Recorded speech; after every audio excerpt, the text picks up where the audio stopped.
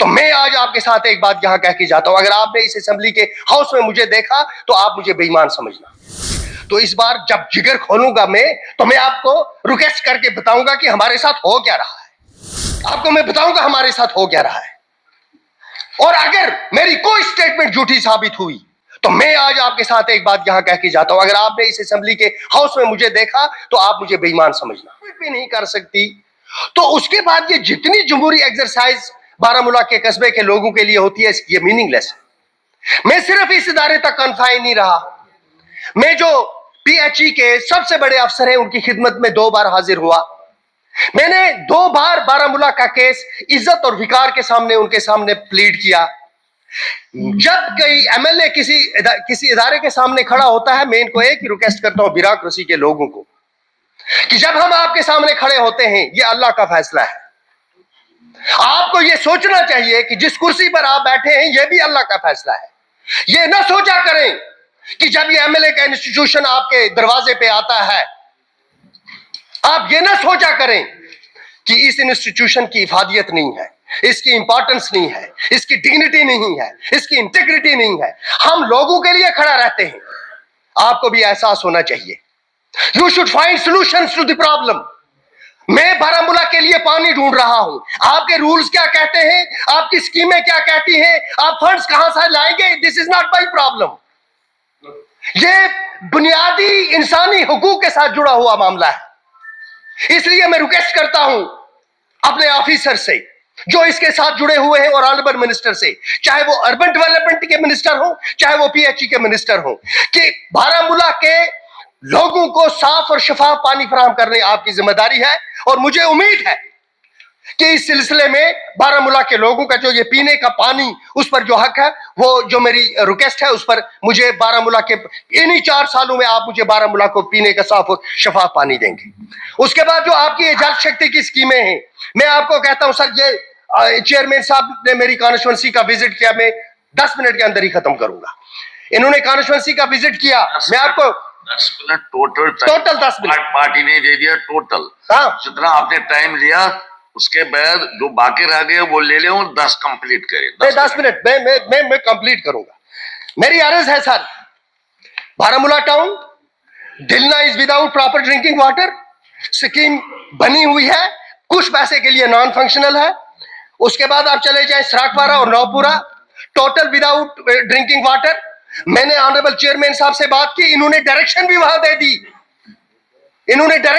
दी, लेकिन executive engineer ने नहीं माना। जो उनकी स्कीम थी उसका पानी लेके चले गए आगे। सराकवारा और नौपुरा और मीरागुंड टोटल पानी के बगैर थे। वेनकुरा में पंप पानी नहीं है, वेनकुरा में पंप सैंक्शन करवाया, उसमें जावेद साहब ने भी इंटरवीन किया। पिछले, मैं आपको रिकॉर्डिंग आके सुनाऊंगा, एग्जेंस के साथ जो मेरी रिकॉर्डिंग हुई है, पिछले 6 महीने से मैं उनको रिक्वेस्ट नहीं, 9 महीने से मैं इनको रिक्वेस्ट करता हूं, इसको टेंडरिंग करो, टेंडरिंग करो, टेंडरिंग करो। मैं उसमें जब CM साहब बात करेंगे तो इस बार जब जिगर खोलूंगा मैं, तो मैं आपको रिक्वेस्ट करके बताऊंगा कि हमारे साथ हो क्या रहा है।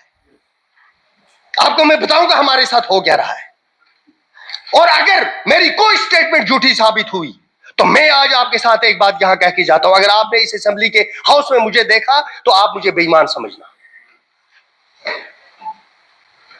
एक MLA का अदारा इसलिए नहीं है सर कि मैं तनख्वाह निकालूं और मैं गाड़ी में चढ़ूं। कालेबन मेरा एक हल्का है, पहाड़ी इलाका है। जब मैं उस इलाके में जाता हूं मुझे शर्म महसूस होती है कि अभी भी उस पहाड़ी इलाके में लोगों की जो औरतें हैं उनके सर से मटका नहीं उतार सका हूं मैं।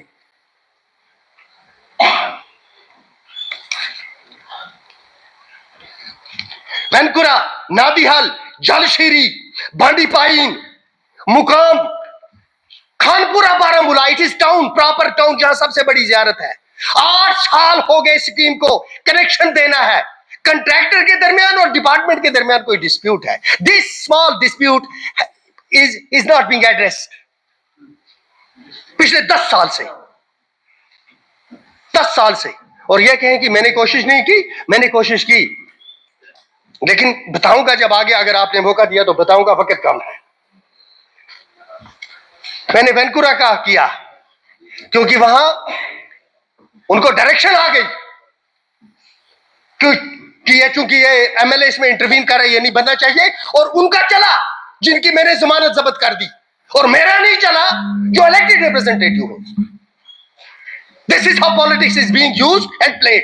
एंड अनफॉर्चुनेटली पॉलिटिशियंस अगर पॉलिटिक्स करें तो मैं उनके डील करूंगा। मैं क्या करूंगा जब पॉलिटिक्स में ब्यूरोक्रेसी इन्वॉल्व हो जाए, क्या करूंगा मैं? इरिगेशन स्कीम, मैंने परसों भी प्री बजट में ऑनरेबल चीफ मिनिस्टर साहब को कहा कि इरिगेशन याद पड़ता है डिपार्टमेंट को जब इरिगेशन पीक पे होता है। मेरी शहरी इरिगेशन लिफ्ट स्कीम और जल शहरी लिफ्ट इरिगेशन स्कीम, सर न सिविल वर्क्स न मैकेनिकल पंप्स, पूरा पिछला एक साल में एक दफ्तर से दूसरे दफ्तर, एक दफ्तर से दूसरे दफ्तर, और सब मैं आपको दिखाऊंगा। 1-1.5 करोड़ रुपया होगा और सैकड़ों कुनाल लोगों की जमीन सैराब हो जाएगी। वो क्या चाहते हैं? वो आपसे नौकरी नहीं मांग रहे, वो आपसे रिजक नहीं मांग रहे, वो सिर्फ ये कहते हैं कि आपकी लिफ्ट इरिगेशन स्कीम है, इसको ठीक करें। अभी तक उसमें कोई पेशरफ्त नहीं हुई। लैंड कंपनसेशन डिपार्टमेंट ने डिस्ट्रिक्ट में 5,457 लोगों से लैंड ली। 2,397 लोगों की जमीन का आपने मुआवजा दिया। उनके साथ जब आप लैंड लेते हैं, देखें sir, government is in continuity. Government जो है ये कंटिन्यूटी है, ये आप अच्छी तरह जानते हैं।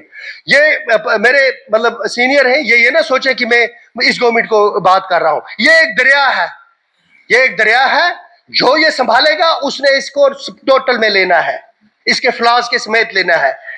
लिहाजा मैं उसी पे बात कर रहा हूं। 5,457 कुनाल आपने लोगों से जमीनें ली हैं। उनको ये कमिटमेंट किया आपने कि हम आपको जॉब देंगे, क्योंकि आपको टैंकी बनानी थी, आपको बाकी काम करने थे। इसमें से 2,397 आपने दे दिया मुआवजा। इस वक्त भी 3,060 कुनाल जमीन ऐसी है जिसका मुआवजा अभी तक पे नहीं किया। और किन लोगों को पे नहीं किया? आप सर्वे करवाएं। किसी के पास अगर 2 कुनाल जमीन थी, नौकरी के लालच में उसे 1 कुनाल इनको दे दी, उसका टोटल सरमाया था वही जमीन। God has stop creating the land. ये वो ला नहीं सकता। आप अगर पैसा नहीं दे सकते तो किसी गरीब को धोखे में उसकी जमीन क्यों लेते? ये इतना बड़ा धोखा और अपने लोगों के साथ क्यों होता है? मेरे बारामूला में 104 ऐसे लोग हैं जिन्होंने अपनी जमीन दी है सर, जिस 125 कनाल जमीन, उनका मेरे अंदाजे में उनके पांव का चमड़ा उतर गया है। पिछले 20 साल से वो चल रहे हैं, एक दफ्तर से दूसरे दफ्तर, एक्जन से एससी साहब से तहसीलदार साहब, वहां से नायब तहसीलदार, वहां से पटवारी, वहां से डीसी साहब का दफ्तर। कोई पुरसाने हाल नहीं है, कोई पूछने वाला नहीं है। तो ये जो पीएचई के मामलात हैं, लैंड कंपनसेशन के मामलात हैं, पानी में जो ये डेली वेजर्स हैं, इनके मामलात हैं, मैं ऑनरेबल मिनिस्टर से रिक्वेस्ट करता हूं इनको देखें। उसके बाद में मुख्तसर 2 मिनट में कंक्लूड करूंगा, मैं टाइम देख रहा हूं, 2 मिनट रह गए। हमारा फॉरेस्ट है सर, फॉरेस्ट में बहुत लकड़ी जंगल के अंदर पड़ी हुई है। मैंने क्वेश्चन लाया, पूरी डिटेल्स मैंने मांगी, मैं ऑनरेबल मिनिस्टर साहब के टेबल पे रख दूंगा। इसको एक्सट्रैक्ट करना है वहां से, इसको आपने हर डिस्ट्रिक्ट में कलेक्ट करना है। पहले आपने एक मेहरबानी ये करनी है कि जो आपने जंगलात को 2 हिस्सों में तकसीम कर दिया, आपने मतलब गवर्नमेंट ने, नॉट यू, गवर्नमेंट ने, कि ये ना सोचे कि अब मैंने कब किया। गवर्नमेंट ने इसको एसएफसी अलग कर दिया, फॉरेस्ट को अलग कर दिया। उसके बाद जरा आप देखें, जब से ये फैसला हुआ है उसके बाद ये सिर्फ डिटेल्स मंगवाएं, उससे पहले किस तरह से टिम्बर अवेलेबल होती थी, और आज जो पिछले 10 साल हैं 2014 के बाद जो लोगों को टिम्बर है वो किस तरह से अवेलेबल हो रही है। जिन लोगों ने अपने बनाए हुए हैं सर ये सैंक्शंस, उनको लकड़ी नहीं मिल रही है। सुबह शाम दिन को एमएलए साहब लिकर नहाशन की, एमएलए साहब लकड़ी नहीं है, एमएलए साहब लकड़ी नहीं है। लकड़ी जंगल में पड़ी है, एक्सट्रैक्ट करवाएं, जो जायज हक है, जिसका जायज हक है उस तक उस लकड़ी को पहुंचाएं। उसके बाद एक रिक्वेस्ट करता हूं सर, मेरे साथ एक कमिटमेंट हुई, उसका जिक्र भी हुआ लास्ट ईयर कि आजादगंज बारामूला में सिटी फॉरेस्ट बनेगा। वहां मीटिंग भी हो गई। सिटी फॉरेस्ट के लिए मेरे साथ कंजर्वेटर वगैरह उन्होंने भी कहा, उन्होंने कहा ये सैंक्शन भी हो गया।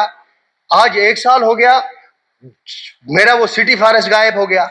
मैंने 10 लाख रुपया अपनी कॉन्स्टिट्यूंसी डेवलपमेंट फंड में से दिया फॉरेस्टेशन के लिए कि ये जो बारामूला टाउन है इसमें फॉरेस्टेशन करें। 8 महीने हो गए सर, 10 लाख रुपया दिया है मैंने अपने सीडीएफ में से डिपार्टमेंट को, इस वक्त तक 10 पैसे उसमें से खर्च नहीं हो गए। मैं ये कहता हूं कि मुझे हैरत होती है, अगर हम एक एनालिसिस करें, जितनी सैलरीज विड्रॉ हुई है डिपार्टमेंट की उतना काम नहीं हुआ है जमीनी सतह पे।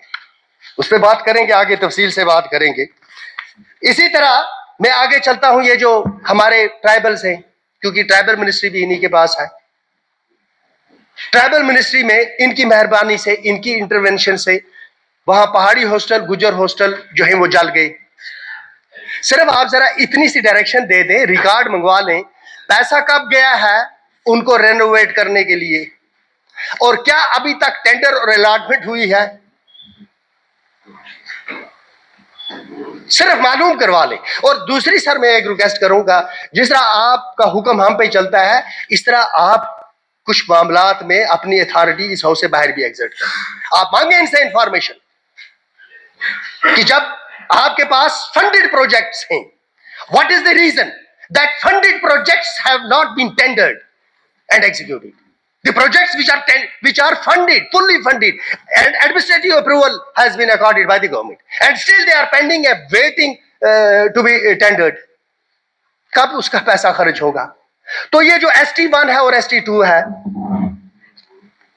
या दूसरे गरीब पसमानदा लोग हैं, बकरवाल भी इसमें शामिल हो जाते हैं। पहाड़ी इलाकों में जब इनको फायदा होता है, जो हमारी वहां पे कश्मीरी स्पीकिंग कम्युनिटी है, उनको भी उसका फायदा हो जाता है, क्योंकि वो भी रहते हैं। जो ST2 है, इस वक्त तक ऑन पेपर जो उनको बेनिफिट्स मिले हैं वो सर्टिफिकेट की हद तक है। नौकरियां कौन सी इतनी लग गई कि वो लग गई।